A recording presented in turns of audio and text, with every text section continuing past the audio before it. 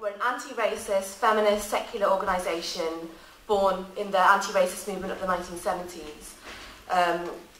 The purpose was to enable black women to mobilise against and voice experiences of oppression ignored by the anti-racist, but also the wider feminist movements. We'll talk a little bit more about our work later on, but in brief, we provide advocacy, casework and support services for black women. Some of the major issues we deal with are domestic violence, rape, sexual abuse, forced marriage, honour and dowry crimes, and related problems of homelessness, poverty and trauma.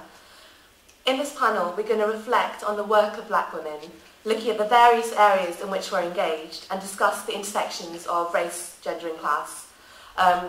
We very strongly believe that our understanding of feminism cannot look at gender alone. We also have to bring in understandings of class and race as well.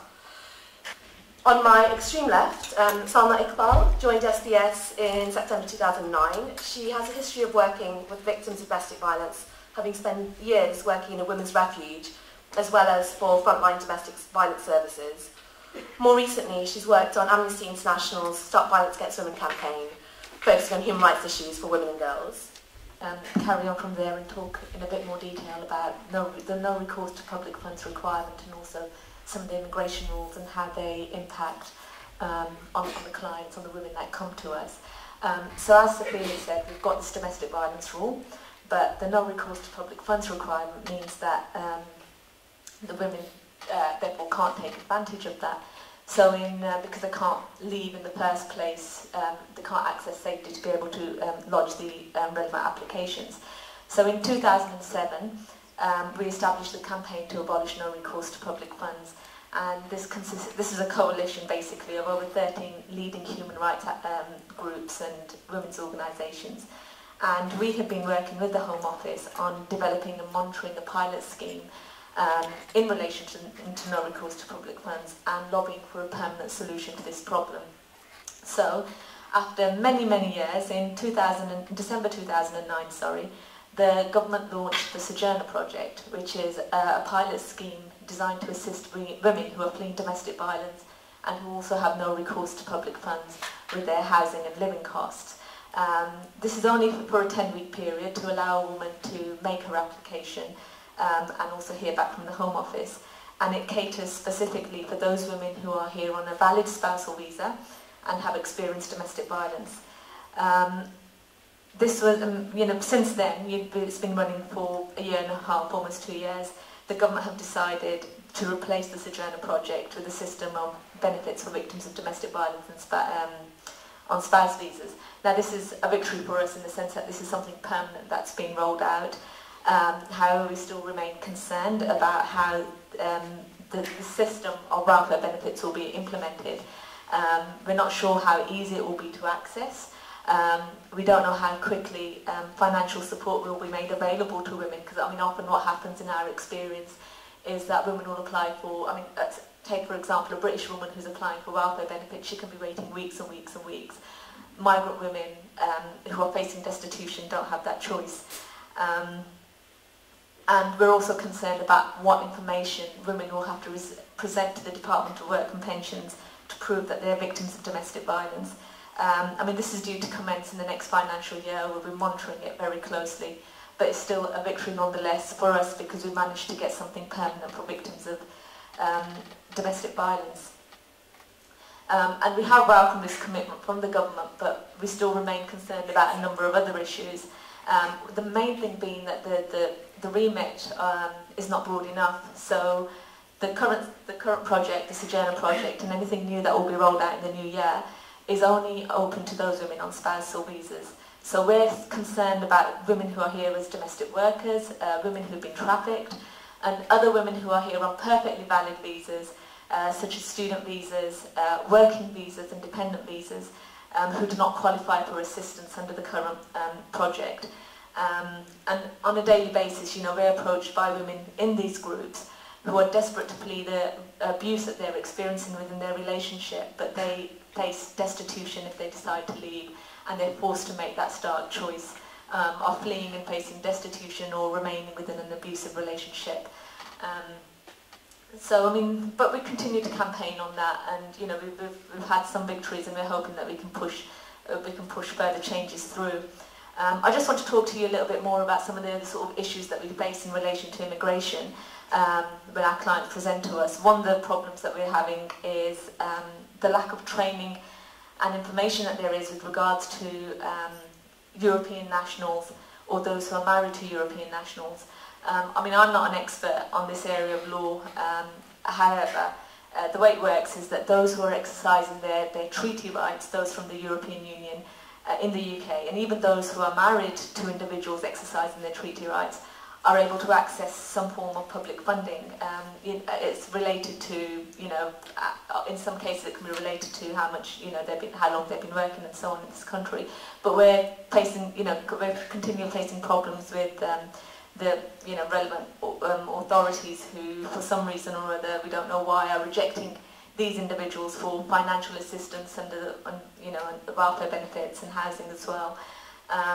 But I think this is a training issue, and hopefully, you know, this is something that will improve in the near future.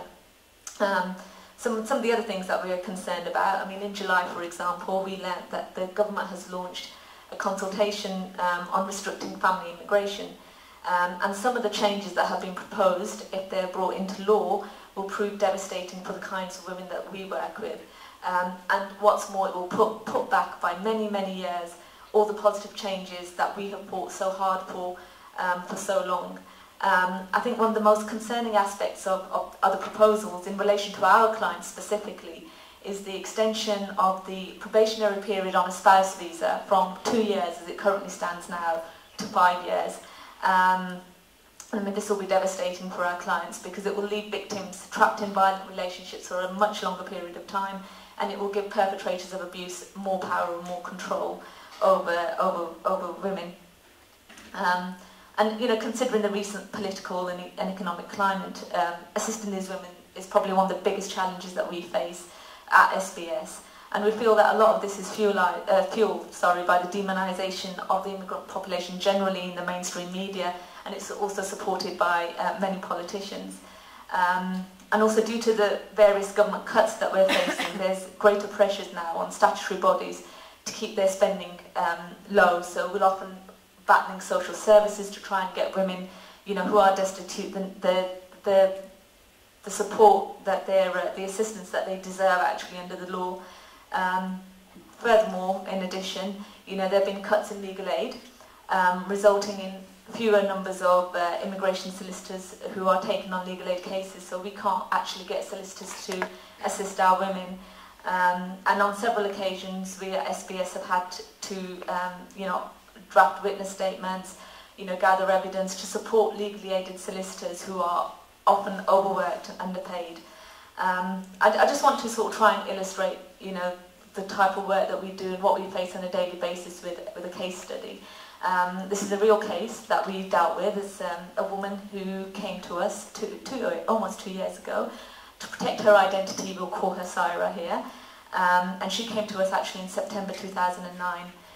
Now, she's a 23-year-old Pakistani woman who had come to the UK after marriage to her British husband 1 year earlier.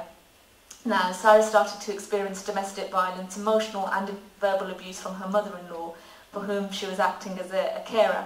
And she found that her husband didn't support her and stayed quiet when this abuse would be happening. Syra soon became pregnant, and her husband's behaviour changed towards her for the worse. He started to behave violently towards her. Her mother-in-law would say that Syra would give birth to a girl child and they didn't want a girl. And while she was heavily pregnant, her husband would beat her. He would punch her in the stomach and would tell her that he would destroy her child. And, you know, much to her alarm, that she discovered that her husband had been married previously, that his marriage was broken down due to domestic violence, and that on one occasion, Syra's husband and her mother-in-law had attempted to push his former partner down the stairs while she was pregnant. And this was because they found out she was expecting a girl child and they didn't want that baby. So eventually, following a brutal incident of domestic violence, where Syra actually fought back on this occasion to protect her unborn child, her husband threw her out the house. She was made homeless, and she was only 3 weeks away from giving birth.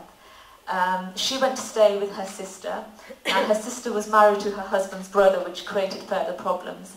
Her brother-in-law came under pressure from his family, and so she was asked to leave the property where she was staying with them. So Sarah had previously reported the abuse in confidence to her midwife and other health workers, and they had supported her to make a report to the police. But she refused to follow the complaint through because she was really worried about the repercussions for her sister, who, like I said, was married to her husband's brother. So with nowhere else to go, they referred her to social services. Now, social services accommodated Sarah for a few days whilst they carried out an assessment. However, they decided that she wasn't eligible for assistance. They referred her to the local Women's Aid, another organisation, if you don't know, who assist victims of domestic violence. And they actually contacted South All Black Sisters to request financial support from the No Recourse Fund. And this is a fund, it's a charitable fund that we operate, and it's to assist women who are victims who are fleeing domestic violence and are destitute because of their immigration status. Now, we agreed to fund the client, but it transpired that the refuge where she was supposed to go was in a risk area for her. It was not far from where her husband was living. So they were unable to take her. Social services still refused to assist her, but the worst thing is that they were then starting to negotiate with her husband to try and take her back. You know, encouraging a vulnerable woman at risk of violence back into the marital home, where she could have faced further harm and ultimately have been killed. I mean, I don't know if you know the statistics, 2 women a week are killed as a result of domestic violence. You know, that was not a position that we were going to allow her to be in. So we agreed to assist. You know, so social services did not hesitate in putting an 8.5-month pregnant woman on the train in the evening at a point when she could have gone into labour at any point to send her down to London. But we kept in contact with the client from this point. We met her at Euston Station when her train arrived, and we took her to Southall, where we made arrangements for her to stay in a bed and breakfast for one night. The following day she came to our office, where we carried out a thorough risk assessment and an assessment of her needs, and we contacted the local landlord and made arrangements for her accommodation, and the cost of which was met through our No Recourse Fund, which I spoke about earlier. We also contacted an immigration solicitor who agreed to take on her case to prepare a domestic violence rule application on her behalf. Now, you know, the solicitor was already very stretched, so we agreed to draft the statement and to also gather evidence in support of the application.